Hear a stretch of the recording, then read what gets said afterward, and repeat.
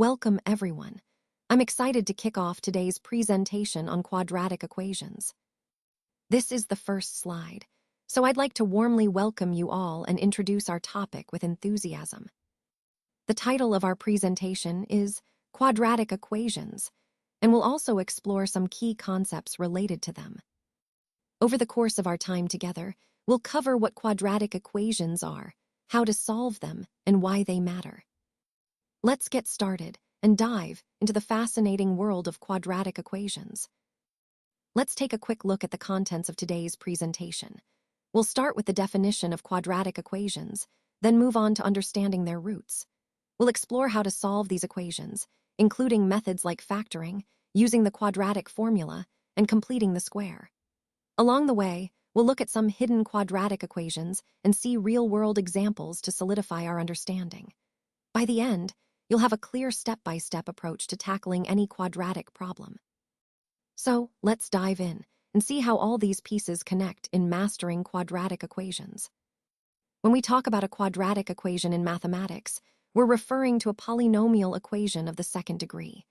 This means that the highest power of the variable, which we usually call x, is 2. The general form of this equation looks like a x squared plus bx plus c equals 0. Here, x is our variable or unknown, and the constants a, b, and c are specific numbers that shape the parabola. It's important to note that it cannot be 0 if it were. We'd actually be dealing with a linear equation, not a quadratic.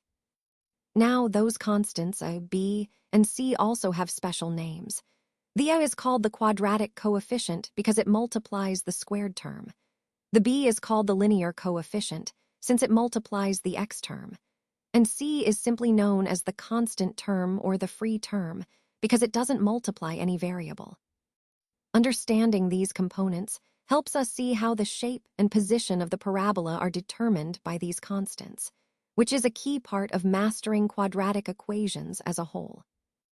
Let's talk about quadratic equations. A quadratic is a polynomial of degree 2. That means the highest power of the variable, usually x, is 2. The general form looks like y equals x squared plus bx plus c here. The key thing is that it is not 0, otherwise it wouldn't be quadratic. The name quadratic actually comes from the word quad, meaning square, because the variable gets squared. You can think of it as the variable being raised to the second power, which is why it's called a quadratic. This type of equation is also known as an equation of degree 2, since the highest exponent on is 2. When you see the 2 on the x, it indicates the degree of the polynomial. Understanding quadratics is fundamental because they appear in many real-world problems involving parabolic shapes, projectile motion, and optimization. So, grasping what makes an equation quadratic helps connect to a lot of different topics in algebra and beyond. Let's now discuss what it means for a number to be a root of a quadratic equation. A real number alpha is called a root if, when we substitute it into the quadratic expression, it makes the equation true. In other words, if a alpha squared plus b alpha plus c equals 0, then alpha is a root of the equation. Now, when we say that alpha is a root, we're essentially saying that x equals alpha satisfies the equation, or in simpler terms, that x equals alpha is a solution of the quadratic. It's the value of that makes the entire expression equal to 0. It's also important to note that the roots of a quadratic equation are often referred to as the zeros of the polynomial. These zeros are the specific x values where the polynomial's value is 0. Understanding roots and zeros is fundamental because they reveal where the quadratic graph crosses the x-axis, and they are key to solving the equation. So, in summary, roots are the solutions that make the quadratic true, and they play a central role in understanding the behavior of quadratic functions. All right, let's look at some more examples of quadratic equations. In this one, the coefficients are equals 2, b equals 5, and c equals 3. Notice how each term is explicitly written, making it clear that a is 2, which is crucial for identifying it as a quadratic. Now, this next example is a bit trickier. Sometimes, the coefficients aren't written out explicitly, so we need to pay close attention. Here, the coefficient a is actually 1, Even though it's not written before the x2 term, we usually don't write the one, like in 1x2. For b, it's which is straightforward. And then where is c? Well, c equals 0, which means there's no constant term written at all. This brings us to an important point. If the x2 term is missing, meaning a equals 0, then the equation isn't quadratic at all. So, this example isn't quadratic, because it lacks the x2 term entirely. Understanding these details helps us distinguish between quadratic equations and other types of polynomials. Let's look at this table that shows different forms of quadratic equations and how we can convert them into the standard form. In the first row, we see the equation x2 equals 3x minus 1. To work with it, we move all terms to the left side, giving us x2 minus 3x plus 1 equals 0. Notice here that the coefficients are equals 1, b equals, and c equals 1. Next, in the second row, we have 2 times the quantity w squared minus 2w, equal to 5. We expand the brackets and then move the 5 to the left, resulting in 2w2 minus 4w minus 5 equals 0. Again, the coefficients are equals 2, b equals minus 4, and c equals minus 5. In the third row, the original form is z times z minus 1 equals 3. We expand that, which gives us z2 minus z, and then move the 3 to the left, so it becomes z2 minus z minus 3 equals 0. The coefficients here are a equals 1, b equals minus 1, and c equals. Now, looking at the last example, 5 plus 1 over x minus 1 over squared equals 0. To simplify, we multiply through by squared, which clears the fractions, resulting in 5x2 plus x minus 1 equals 0. And once again, the coefficients are equals 5, b equals 1, and c equals. So, what these examples highlight is that quadratic equations can appear in many different forms. Sometimes they're not immediately in the standard form, but with some algebraic manipulation, like expanding, moving terms, or multiplying through, we can transform them into the form that makes solving much easier. This flexibility is key to recognizing and solving quadratic equations in various contexts. Now, let's explore the ways we can find solutions to quadratic equations. There are 3 main methods. First, we can factor the quadratic, which involves finding 2 numbers that multiply to give us the constant term and add up to the coefficient of the middle term. This method works well when the quadratic factors neatly. Second, we can complete the square. This technique transforms the quadratic into a perfect square trinomial, making it easier to solve for the roots. It's especially useful when factoring isn't straightforward. And third, we have the special quadratic formula. This formula is a universal method that works for all quadratic equations. It states that the solutions, which we call roots, are given by these formulas. Alpha equals negative b plus or minus the square root of b squared minus 4ac, all over 2a, and beta is similar, with the minus sign in the numerator. Understanding these methods gives us flexible tools to solve any quadratic equation we encounter, tying back to our overall goal of mastering algebraic problem solving. Let's take a closer look at the discriminant, which is the expression b2 minus 4ac in the quadratic formula. This value is often called the discriminant because it helps us distinguish between the different types of solutions we can get from a quadratic equation. We usually denote it by the letter d. Now, if d is greater than 0, that means the quadratic has 2 real and unequal roots. These roots can be found using the formula, plus or minus the square root of d divided by 2a. If d equals 0, then the quadratic has exactly 1 real root, but it's a repeated root. In this case, both solutions are the same, and you can find it simply by divided by 2a. Finally, if d is less than 0, the roots are not real. They are complex conjugates. That means there are no real solutions at all, only complex ones involving imaginary numbers. So the discriminant really helps us understand what kind of solutions to expect before we even solve the quadratic equation. It's a powerful tool for analyzing the nature of roots at a glance. All right, let's talk about using the quadratic formula. The key idea here is that once you know the values of the coefficients, b and c in your quadratic equation, you can just plug them into the formula and do the math. It's a straightforward process, but it really unlocks the solutions to any quadratic you might encounter. For example, suppose we have the equation 5x2 plus 6x plus 1 equals 0. The coefficients here are a equals 5, b equals 6, and c equals 1. Now remember the quadratic formula. X equals negative b plus or minus the square root of b squared minus 4ac all over 2a. This formula is powerful because it works for any quadratic, regardless of whether it factors nicely or not. So the next step is to substitute our values into the formula. We have x equals negative 6 plus or minus the square root of 6 squared minus 4 times 5 times 1, all over 2 times 5. Calculating inside the square root, b squared is 36, and 4 times 5 times 1 is 20. So under the square root, we have 36 minus 20, which is 16. Taking the square root of 16 gives us 4. Now, let's do the two parts of the plus or minus. First, x equals negative 6 plus 4, divided by 10, which simplifies to minus 2 over 10, or minus 0.2. Then, for the second solution, x equals negative 6 minus 4, divided by 10, which simplifies to over 10, or. And there we have it. The solutions to the quadratic are x equals minus 0.2 and x equals. So the main takeaway here is that by plugging your coefficients into the quadratic formula, you can find the solutions efficiently, and it's a universal method that applies to all quadratics. Let's continue by checking the potential solutions we found for the equation. We have x equals minus 0.2 or x equals.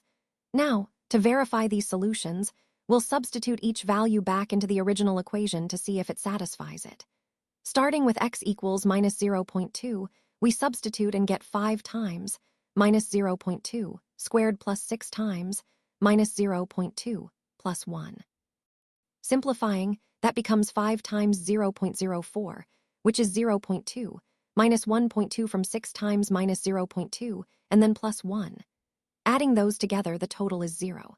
So indeed, x equals minus 0.2 is a solution. Now let's check x equals minus 1. Substituting, we get 5 times minus 1 squared plus 6 times minus 1 plus 1. That simplifies to 5 times 1, which is 5 minus 6 plus 1. And 5 minus 6 plus 1 also totals 0.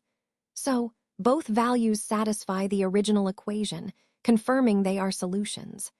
This process of substitution is a crucial step to verify solutions after solving algebraically, ensuring accuracy before we move forward. Let's talk about factoring quadratics. To factor, or factorize, a quadratic means finding what to multiply together to get the original quadratic expression. We call it factoring because we're looking for the factors, which are the numbers or expressions that multiply to give the quadratic. For example, consider the quadratic x2 plus 3x4. Its factors are x plus 4 and x1. Now, why these two? Well, we can check by multiplying them out. When we multiply x plus 4 and x1, we get x times x1 plus 4 times x1. Expanding that, we have x times x, which is x2 minus x plus 4x minus 4. Combining like terms, that gives us x2 plus 3x minus 4, which is our original quadratic. It's important to understand that multiplying these factors together is called expanding. And in fact, expanding and factoring are inverse processes. One undoes the other. So, when you factor a quadratic, you're essentially breaking it down into its factors, and expanding is putting those factors back together into the original quadratic. Now, let's look at some examples of how to solve equations by factoring. The key idea here is to follow a few simple steps. First, we need to set the equation equal to 0. This is important because factoring works best when the equation is in standard form, equal to 0. Next, once we have the equation set to 0, we factor the left side completely into linear factors. Remember, these factors will be linear expressions, meaning they look like simple expressions with a variable to the first power. The next step is to set each of these linear factors equal to 0. This is crucial because, by the zero product property, if the product of factors equals 0, then at least one of the factors must be 0. After that, we solve each linear equation separately. This will give us the solutions to the original equation. Let's walk through an example. Suppose we have the equation squared plus 3x equals 0. The first step is to set it equal to 0, which it already is. Then, we factor out the common factor, which is x, giving us x times x plus 3. Now we set each factor equal to 0, equals 0, and x plus 3 equals 0. Solving these gives us equals 0 and x equals -3. And that's the process. Set to 0, factor, set each factor to 0, and solve. This method is powerful because it simplifies solving quadratic equations significantly. Let's talk about completing the square, which is a really useful method for solving general quadratic equations. When we say completing the square, we're referring to transforming a quadratic equation of the form x2 plus bx plus c equals 0 into a different form, specifically ax plus d2 plus e equals 0. This new form makes it easier to find the solutions because it highlights the structure of the quadratic as a perfect square, which we can then solve more straightforwardly. The key idea is that by rewriting the quadratic in this way, we're essentially completing a square inside the equation. Now, a common challenge is that the coefficient of x2, which is might not be 1. But don't worry, this is actually quite manageable. The first step is to divide the entire equation by so that the coefficient of x2 becomes 1. Once we do that, the process of completing the square becomes much simpler. So, to summarize, the main points are: first, recognize when to complete the square. Second, divide through by if it is not 1. And then, carefully manipulate the equation to form a perfect square trinomial. This method is powerful because it not only helps us solve quadratics, but also deepens our understanding of their structure and properties. All right, let's walk through the steps to solve quadratic equations in a clear and straightforward way. First, step 1 is all about simplifying the equation by dividing every term by the coefficient of x squared, which is this helps us normalize the equation and makes the next steps easier. Next, in step 2, we move the constant term, which is c over a, to the right side of the equation. This rearrangement sets us up for completing the square. Then, in step 3, we focus on completing the square on the left side.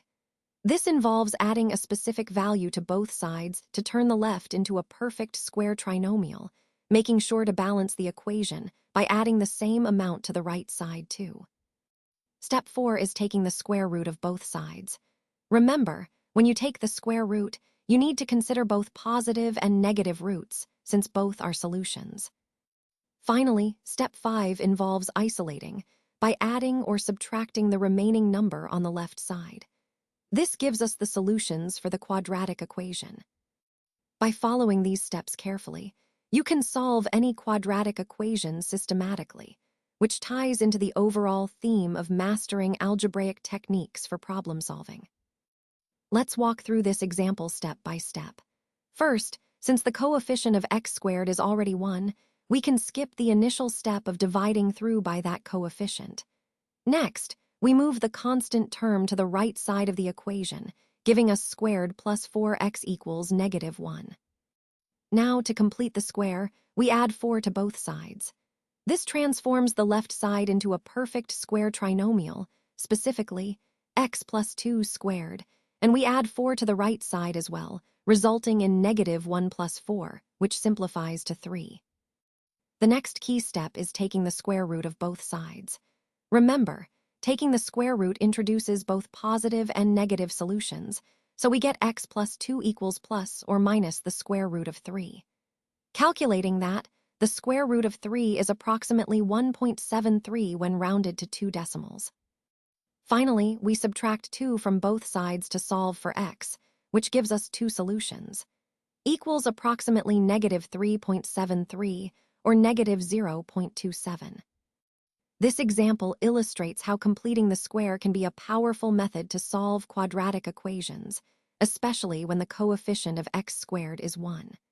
It highlights the importance of balancing the equation at each step and carefully handling square roots to find all solutions.